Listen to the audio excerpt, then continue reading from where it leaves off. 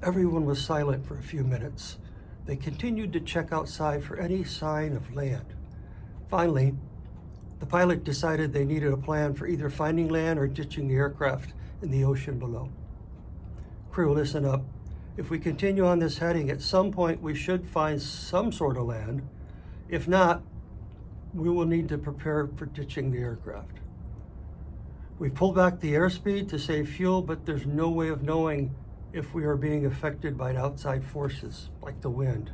It should be dawn soon, so as soon as it is light enough to see outside, I propose we lower our altitude to see if we can spot birds. Birds usually indicate that there is land nearby. The navigator checked his radar and looked as far ahead as he would, but nothing. Crew, this is a navigator. I agree with the pilot. There is absolutely nothing on the radar, so I don't know what direction to recommend. If we can spot some birds, we could follow them.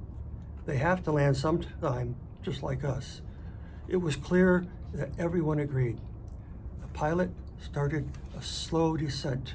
Everyone's eyes were concentrated on looking outside for birds, or for that matter, any sign of life.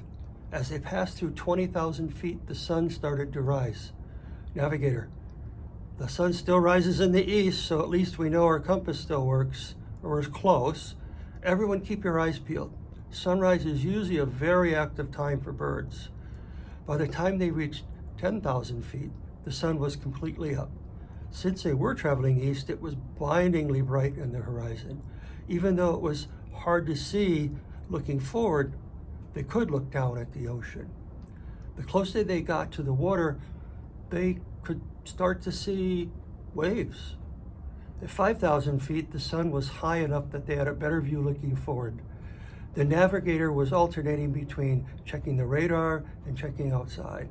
There were no clouds in the sky. The pilot leveled off at 2,000 feet, slowed the aircraft to 180 knots.